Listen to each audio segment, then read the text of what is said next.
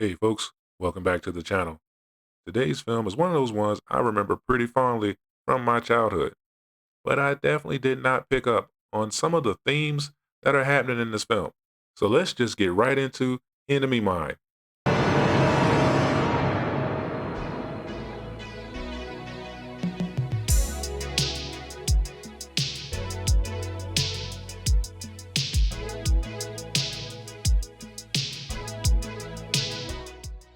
Released in December 1985, Enemy Mine starred Dennis Quaid and Lou Gossett Jr. It had a pretty big budget for the time, $40 million. Dollars.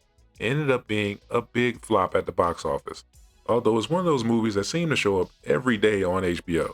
And I also remember having it on VHS, so I watched this movie a lot. And if you've never seen this movie, or if you haven't seen it in a really long time, I'm going to give you a brief summary of the plot. The film starts out in the year 2092, and the human race is at war with a race of aliens called the Drax. During a space battle, fighter pilot Willis Davidge shoots down a Drac fighter, and they both crash land on an uncharted planet. Davidge spots the wreck of the Drac fighter and hopes that the fighter pilot is still alive so that he can kill him himself to avenge the death of his co-pilot. Davidge finds the Drac fighter and tries to burn him to death, but the Drac ends up getting the upper hand and captures Davidge. During a meteor storm, the Drac pilot saves Davidge's life, and even though they hate each other, this is the beginning of their friendship. This looks like this. Yeah, you said it. Davidge learns that the Drac's name is Jeriba Shigan, but he just calls him Jerry for short. Eventually, Davidge convinces the Drac that they need a permanent shelter that's strong enough to protect them from future meteor showers. The Drac pilot still doesn't trust Davidge, so he basically holds him at gunpoint while Davidge builds a shoddy shelter. Shit. Shit. What do you mean, shit? The more the two live and work together, the more they become friends. But eventually the whole living situation of being stranded on this deserted planet is a bit much for Davidge. He asks Jerry to go explore the planet with him to see if he can find some population or someone to help them get off the planet. Jerry refuses to go, so Davidge goes on his own. Davidge eventually comes across an abandoned scavenger camp, and he finds several Drac skulls. Davidge knows that a run-in with these human scavengers wouldn't be good for him or Jerry, but he's happy to find out that there is some human activity on this planet, and it may be his way off. By the time Davidge gets back to the camp, he finds out that Jerry's pregnant. Apparently the Dracs go through an asexual reproduction that happens at random. When it's time for the baby to come, Davidge helps deliver it, but Jerry dies in the process. Now Davidge is left alone to raise a kid that's growing much faster than a human child while also dealing with the death of his friend. The child's name is Zamus, and Davidge tries his best to teach Zamus the differences between humans and Dracs, while also keeping him away from the abandoned scavenger camp for fears that they may return. Well, as luck would have it, the scavengers do return, and one day while out exploring, Zamus discovers them. They're confused about where he came from and attempt to capture him, but Davidge shows up to try to rescue Zamus. Davidge is shot by one of the scavengers and left for dead, leaving poor little Zamus to the mercy of the scavengers. Soon after, Davidge's body is discovered by the BTA, which is the Human Space Alliance that he was previously working for. Davidge had been missing for a total of 3 years, so they get him all patched up, find out what he's been doing all this time, and reinstate him as a pilot. But once he's well enough, Davidge is determined to go back to the planet and find Zamus. Davidge steals the ship, flies back to the planet so that he can confront the scavengers and find Zamus. Apparently the BTA has a policy to basically ignore the scavengers as long as the scavengers don't bother them, which is why this is an unauthorized mission and Davidge has to go it alone. With the help of some of the enslaved Dracs, Davidge is able to take out some of the scavengers and locate Zamus. And with the help of a few of his BTA friends, he's finally able to take out the scavenger leader and escape with Zamus, while also freeing the captured and enslaved Dracs. So that's your recap of the film. But now let's get to some of the interesting tidbits about this movie.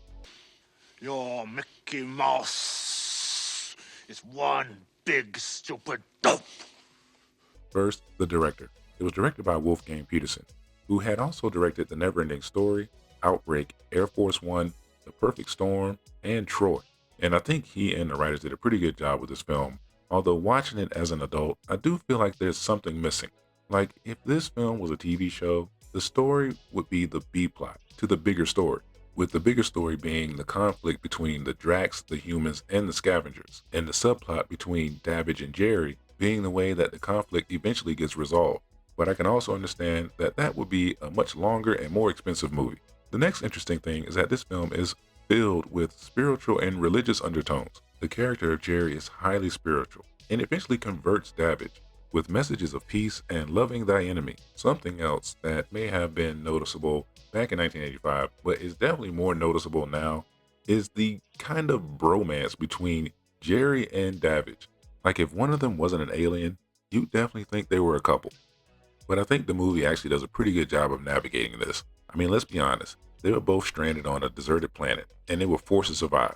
But strangely enough, I think the thing that caught my attention about this film the most, after finally rewatching it after this many years, is finding out who played Zamus. I mean, he's completely unrecognizable under all that makeup, so I had to look into it. So maybe you'll recognize this kid.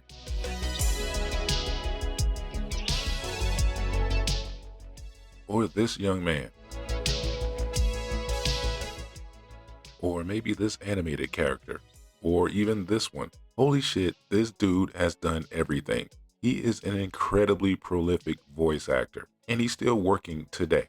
I don't have time to tell you all the different television shows, films, animated voice acting, and video game voice acting that he's done. But I can almost promise you, if you've watched any amount of cartoon series or played any amount of video games over the last 2 decades, you've absolutely heard his voice, even if you somehow do not recognize his face. Shout out to that dude for making a career pivot that seemed to work out for him. And one last tidbit, I gotta give a shout out to Brian James, or is it Breon James? I was never sure about that.